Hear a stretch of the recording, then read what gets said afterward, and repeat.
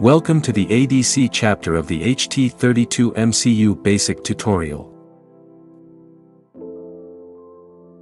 In this chapter, we will introduce the HT32 MCU ADC function from four aspects: Functional Introduction, Registers, Library, and an application example. First, we will introduce the ADC Functional Introduction. The ADC is a converter that converts analog values to digital values. The following describes the features of the HT32 MCU's ADC. It has a 12-bit SAR ADC engine with a conversion rate up to 1 mega samples per second. This means that it can convert analog signals to digital data quickly and accurately. In addition, it provides multiple external and internal input channels. The internal channels are used for measurement of reference voltages, including VREF, VSSA, and MVDDA. Sampling time is also an important factor in ADC configuration. Users must properly configure this time to ensure that the input voltage source is able to charge the internal sampling and holding capacitor to the input voltage level. The ADC supports three conversion modes: one-shot, continuous, and discontinuous conversion modes. In addition, the ADC has an analog watchdog function for monitoring data within a predefined voltage range. When the converted data exceeds the set threshold, an interrupt will be generated. This function is useful for voltage monitoring applications. In terms of trigger sources, the ADC supports a variety of trigger sources, which provides users with flexible conversion startup options.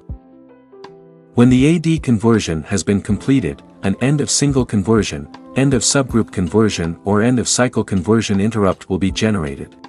Users can control these events by setting the corresponding interrupt enable bit in the ADC IER register. In addition, the ADC also supports PDMA request, which will be generated automatically at the end of each AD conversion. Then we will briefly introduce the ADC structure. The ADC for different HT32 MCUs are slightly different. In this example, the block diagram shows the clock source and the input source on the left side. The input source can be selected from multiple external and internal sources. The ADC trigger source is shown in the upper part. In addition to the various timers, the comparator and EXTI can also trigger the AD conversion. The ADC watchdog is shown in the lower right corner. When the ADC conversion has been completed, the PDMA request can be initiated and various interrupts can be triggered. The AD converter also supports setting multiple channels into groups and stores the conversion results into the corresponding data registers in the sequence order of the group. For example, perform a conversion with the following channel sequence. A group consists of up to 8 channels, some MCUs support up to 4 or 16 channels. Note that, if the ADC CR, or ADC LSTN register value is modified during the conversion process, it will reset the current conversion.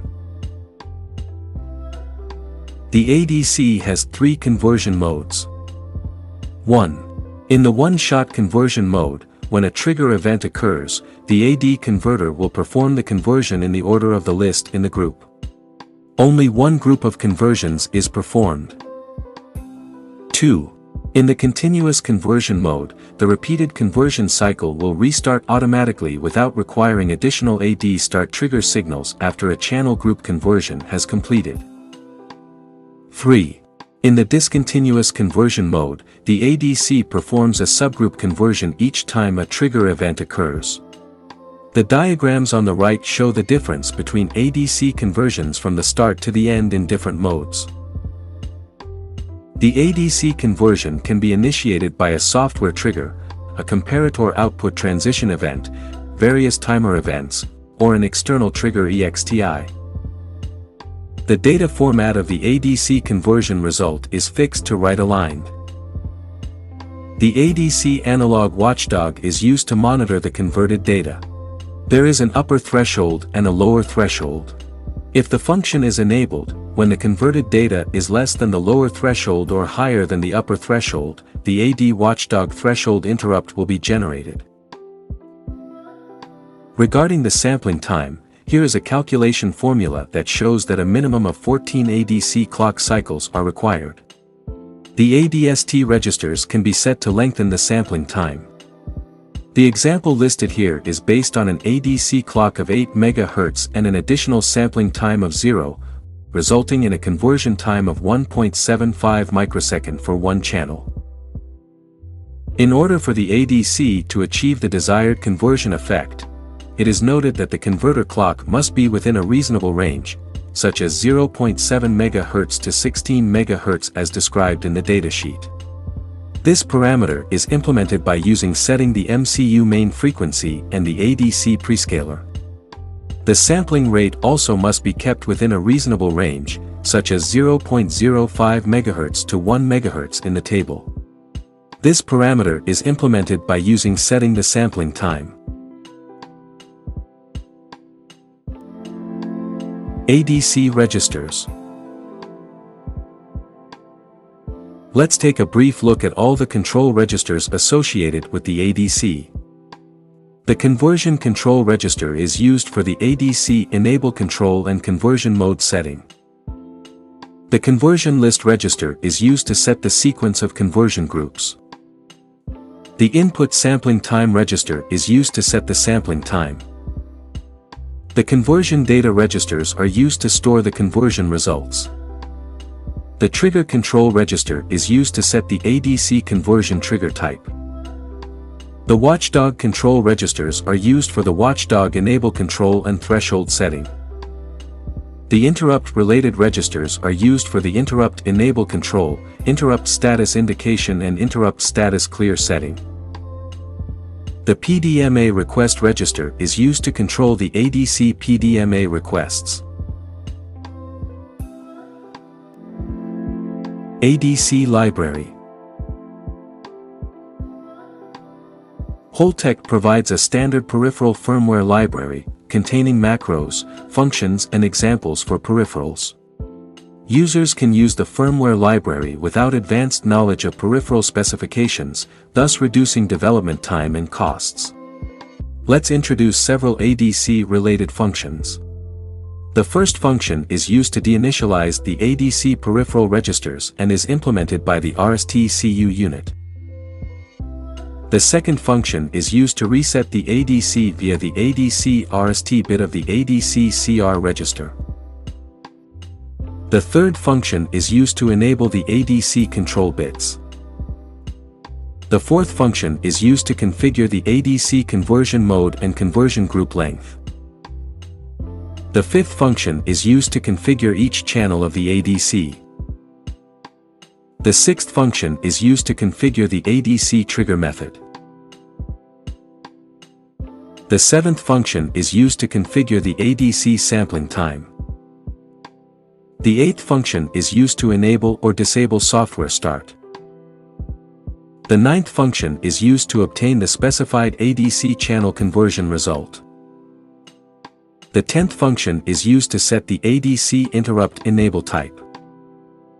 The 11th function is used to get the ADC interrupt status. The 12th function is used to clear the ADC interrupt status. The last function is used to get the ADC raw interrupt status. ADC Library Application Example. Finally, we summarize the learning content with an application example. This example is one of the standard peripheral firmware library examples, and should be used with the hardware starter kit and expansion board. The program is divided into two parts, the main loop and the interrupt service. The main loop is used to monitor the end of conversion flag and print the result. The interrupt service is used to save the data from the conversion result register to RAM so that the interrupt service function does not take up too much time, preventing the normal execution of other program segments. When the user rotates a potentiometer, the changes in the printed data can be seen with the Serial Port Tool software on the computer. The following is the key code for the example. Before using any peripheral, we need to enable the peripheral clock function. When using the ADC function, in addition to the ADC itself, the AFIO clock must be enabled. Next, we need to configure the AFIO of the relevant pins to the ADC function. Then configure the ADC clock prescaler, conversion mode, sampling time, group, and conversion start mode in turn. Then configure the ADC interrupt control. Finally, enable the ADC and start the conversion. In conclusion, the ADC module of the HT32 MCUs provides users with a powerful analog-to-digital conversion capability with its high performance, flexibility, and rich functions. Holtec has a professional service team to assist in the development, design, and after-sales service. Welcome to contact our business unit for more detailed product information and consulting services.